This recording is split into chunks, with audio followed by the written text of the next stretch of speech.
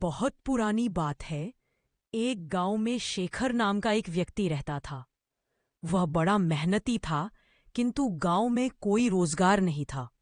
उसने सोचा कि मैं शहर चला जाता हूं, वहां मुझे मेरी योग्यता अनुसार मेहनत के पैसे मिल जाएंगे। ये सोचकर शेखर एक दिन अपने गांव से शहर की ओर चल दिया। शहर बहुत दूर था। चलते चलते शेखर थक चुका था। शेखर इतना थक गया था कि अब उससे बिल्कुल भी चला नहीं जा रहा था और वह थककर वहीं बैठ गया। तभी शेखर ने देखा कि वहां से कुछ दूरी पर एक झोपड़ी है और झोपड़ी में एक घोड़ा बंधा हुआ है। शेखर ने सोचा, क्यों ना इस घोड़े को किराए पर ले लूं और इसी से शहर चला जाता हूं। शेखर जैसे तैसे झोपड़ी पर तक पहुंचा। शेखर ने देखा वहां एक व्यक्ति खड़ा हुआ है। शेखर समझ गया कि यह अवश्य ही घोड़े का मालिक है। शेखर उस व्यक्ति से बोला, मुझे आगे शहर में जाना है और शहर यहाँ से कई किलोमीटर दूर है। मैं बुरी तरीके से थक चुका हूँ, तो क्या मैं आपका घोड़ा ले सकता हूँ? घोड़े का मालिक बोला, मैं तुम्हें घोड़ा किराए पर तो दे सकता हूँ, किंतु मुझे अभी दूसरे गांव जाना है। अगर तुम मुझे उस गांव तक छोड़ दो तो मैं ये घोड़ा तुम्हें किराए पर दे सकता हूँ। शेखर झट से तैयार हो गया। शेखर घोड़े पर आगे बैठ गया और घोड़े का मालिक पीछे। गर्मी के दिन थे, बहुत तेज धूप थी। दोनों चलते चलते थक गए और पसीने से तरबतर हो गए। शेखर बोला, बहुत तेज गर्मी है और थकान भी बहुत हो रही है, कहीं थोड़ी देर आराम कर लिया जाए। दोनों ने इधर उधर देखा, किंतु कहीं भी कोई पेड़ नहीं दिखा। तभी शेखर घोड़े से उतरा और घोड़े के ही छाम में बैठ गया।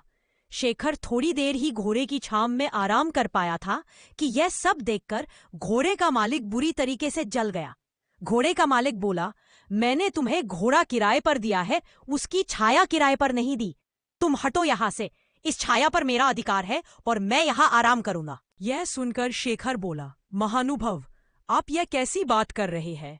मैंने अगर घोड़ा किराए पर लिया है तो उसकी छाया पर भी मेरा ही अधिकार है।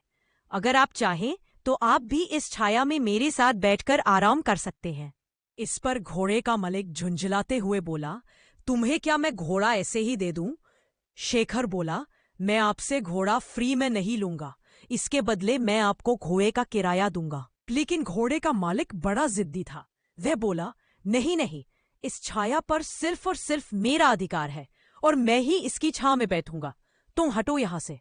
थोड़ी देर बाद जब घोड़े के मालिक ने घोड़े को देखा तो वो कहीं दिखलाई नहीं दिया।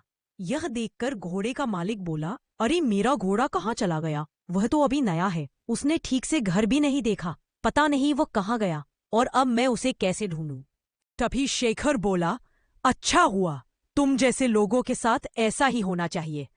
अभी तुम छाया के लिए परेशान हो रहे थे, अब घोड़े की काया के लिए परेशान होना। घोड़े के मालिक को अपनी गलती का एहसास हुआ और अपना माथा पीट कर हाय तौबा करते हुए बैठ गया और बोला, मेरे थोड़े से लालच से मेरा कितना बड़ा नुकसान हो गया। मुझे अपनी करनी का फल मिल गया। घोड़े की छाया के लोभ के कारण घोड़े की काया से भी हाथ धो बैठा। शिक्षा। इस कहानी से हमें शिक्षा मिलती है कि लालच बुरी बला है और कभी कभी छोटे से लोभ के कारण बड़ा नुकसान उठाना पड़ सकता है।